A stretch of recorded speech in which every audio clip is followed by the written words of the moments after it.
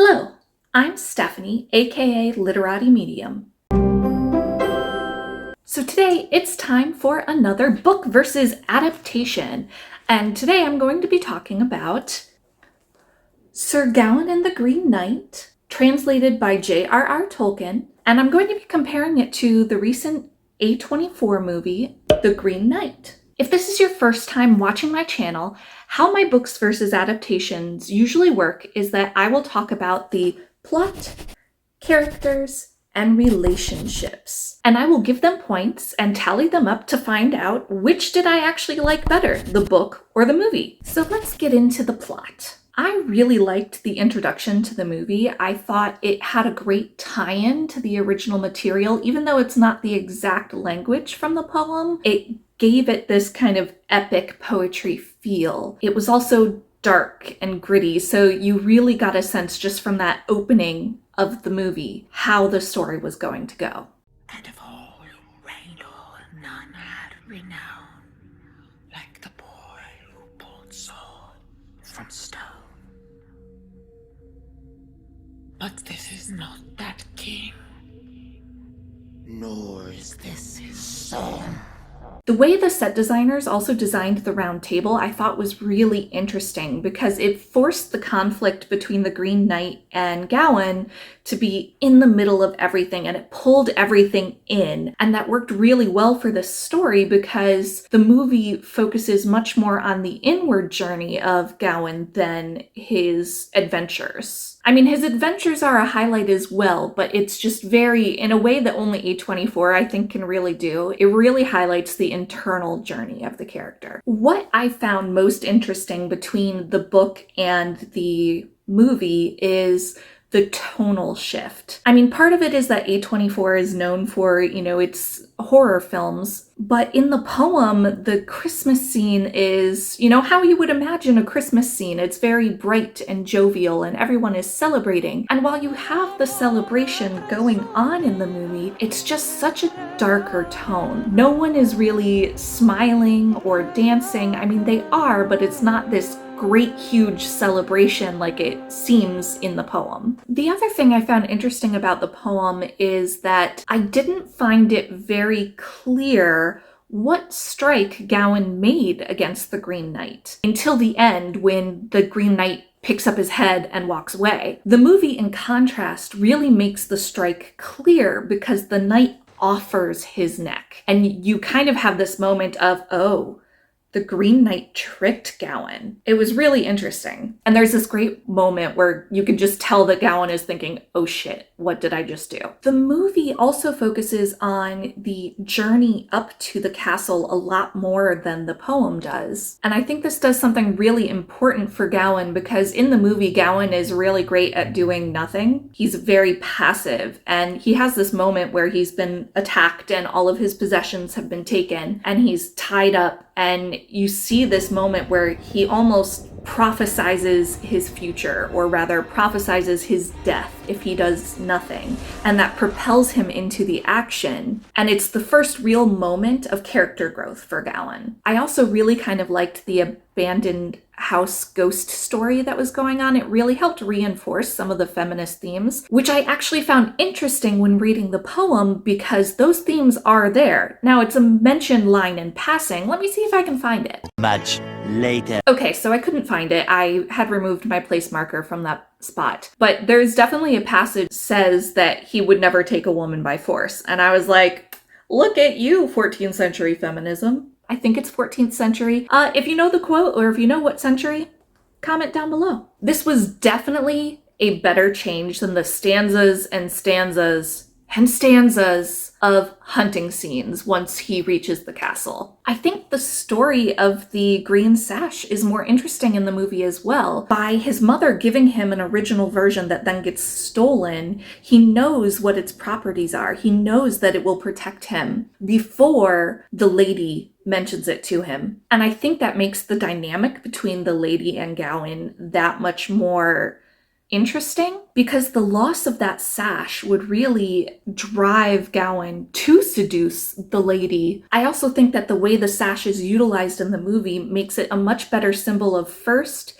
his unwillingness to accept his fate, and then later it's a better symbol of his shame. Thus, the way the ending happens in the movie is a more satisfying payoff than it happens in the book. And that's because we actually get to see a transformation in Gawain. So therefore, I'm giving the plot point to the movie.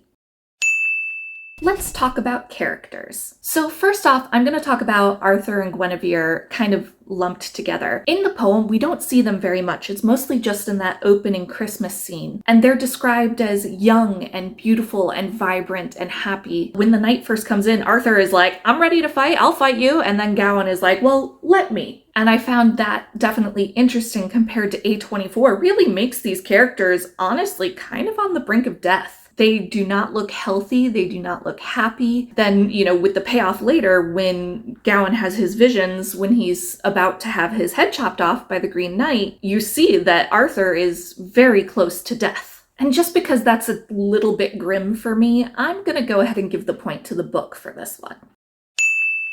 The Green Knight is depicted in the story in a very kind of magical way where everything is like this bright, glowing green. I think they actually use the word glowing to describe him. Like, if you look at the cover here, you see, like, that's the way he is described in the book, is just this, he looks like a regular human being, but he's glowing and green.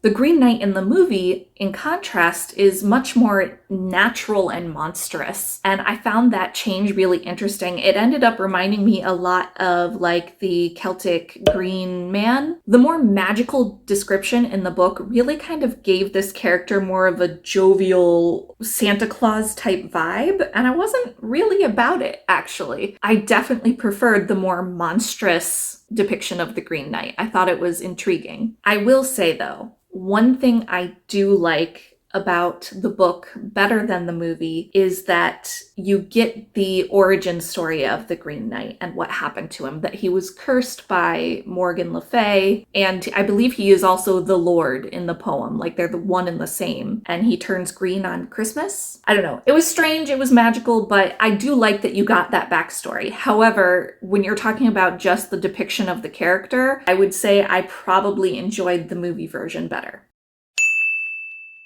Gawain in the poem is exactly what you would expect of an Arthurian knight. He's very loquacious and happy, but yet he's got this kind of false modesty. He has this description where he talks about, I'm not worthy and I'm untested, and it almost comes off boastful. Let me see if I can find it. I think I do have the marker for this in the book. Much later. Here it is. I found it.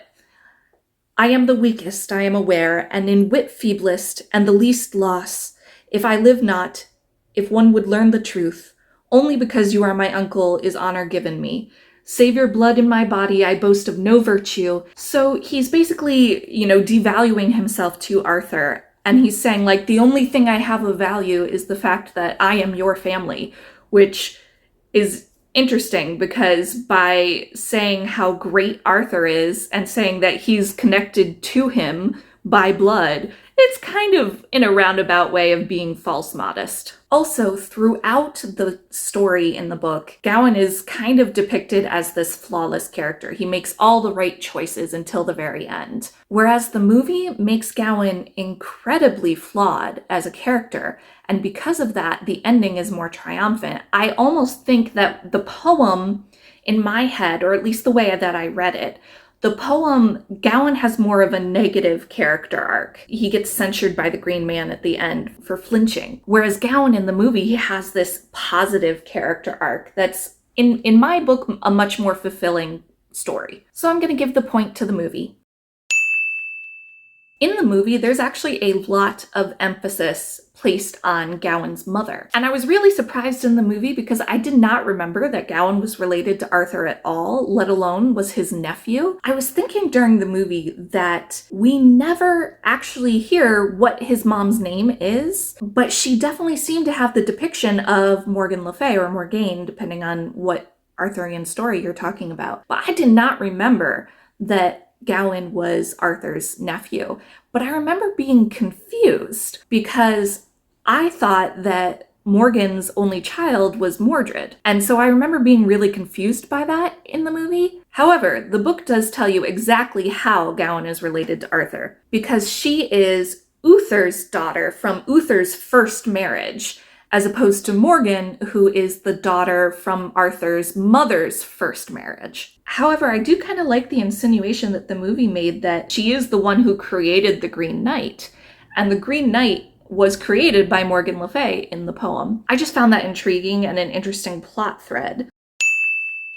Let's talk about relationships. So first, let's talk about Gawain, Essel, and the lady. So Essel doesn't exist in the book.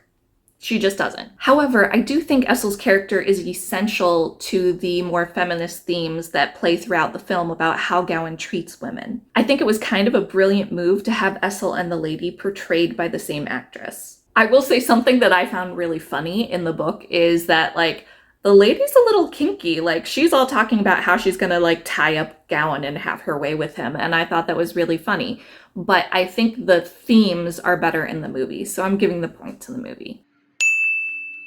Next, I'm going to talk about Gawain and the Lord. I found this dynamic fascinating in both the book and the movie. Gawain is charged with giving the Lord everything the lady gives him while the Lord is out on his hunts. And in return, Gawain will receive the spoils of the hunt. Thus, Gawain ends up kissing the Lord a lot. He even says he does it with joy. I'm sure there's a historic chivalric meaning to this, but in my headcanon, Gawain is openly bisexual and thoroughly enjoying it. This payment is paid off quite differently in the movie. Gawain actually sleeps with the lady in the movie to get the green sash, and the Lord takes his payment. This leads to a great moment of tension because it's like the Lord saying, I know what you did. I know that you are not honorable, but I am. There is something, and I think I can take it from you.